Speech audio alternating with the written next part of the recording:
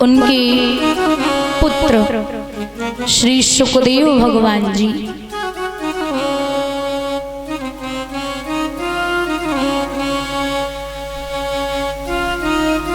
कथा श्रवण करा रहे हैं।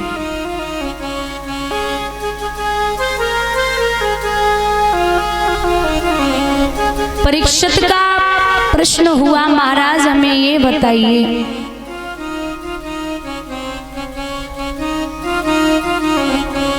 हम और आप किसकी संतानें हैं? सृष्टि का निर्माण कैसे हुआ? तो बोले हैं श्री सुखदेव भगवान कि हे राजन परीक्षित, भगवान विष्णु की नाभि से कमल, कमल से ब्रह्मा, ब्रह्मा की दो संतानें हुई हैं मनु और शतरूपा। मनु और शतरूपा की 5 संतानें हुई, 3 बेटियां और 2 बेटे। 3 बेटियां हुई हैं आकुति, देवहूति और प्रसूति, और 2 बेटे उत्तानपाद और प्रियव्रत। महाराज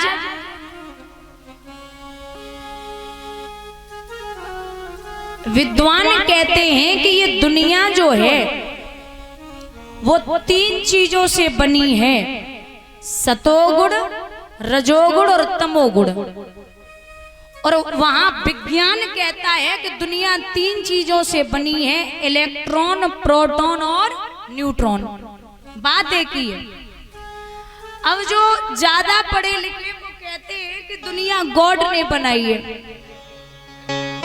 तो गॉड की फुल फॉर्म होती है जी माने जनरेटर, ओ माने ऑपरेटर और डी माने डिस्ट्रॉय। जनरेटर का मतलब है बनाने वाला, ऑपरेटर का मतलब है पालन करने वाला, और डिस्ट्रॉयर का मतलब है संहार करने वाला, मारने वाला। बनाने वाले हैं ब्रह्मा जी, पालन करने वाले हैं विष्णु जी, और संहार करने वाले हैं भगवान भूतनाथ भोले बाबा। दुनिया 3 चीजों से ही बनी है। बोले कि जो राजा उत्तानपाद, जो मनु महाराज के बेटा हैं, उत्तानपाद उसे कहते हैं जो मां के गर्भ से उल्टा पैदा होता है। ये अयोध्या नगरी के राजा हैं परीक्षित। अयोध्या उसे कहते हैं जो युद्ध में कभी भी किसी भी राज्य ने जिस राज्य को न जीत पाया हो, वो होती है अयोध्या। और सुनीति जो राजा उत्तानपाद की पत्नी है, वो सुनीति है। सुनीति उसे कहते हैं जिसकी सुंदर नीति हो, जो घर परिवार में नीति चाहती हो। महाराज जो बेटियां हैं मनु महाराज की, जिनमें उन्हें सबसे प्यारी बेटी है जो देवहूति, उनकी शादी करदम ऋषि से हुई। करदम ऋषि जी बड़े विद्वान हैं। स्वयं मनु महाराज अपनी बेटी को लेकर के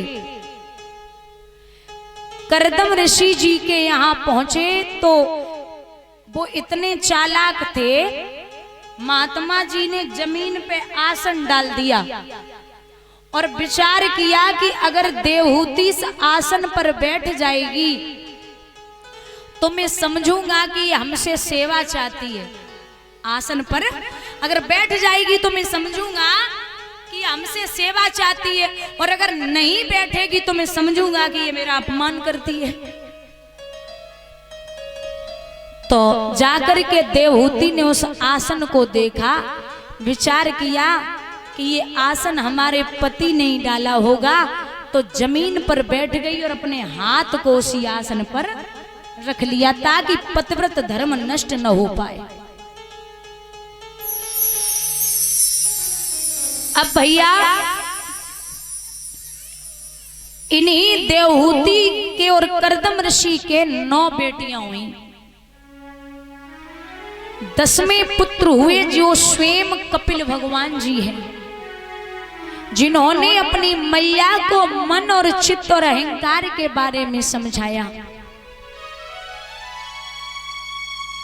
देवहूति ने अपने बेटा से एक सवाल किया कि बेटा हमें ये बताओ, दुनिया आपको पूजेगी लेकिन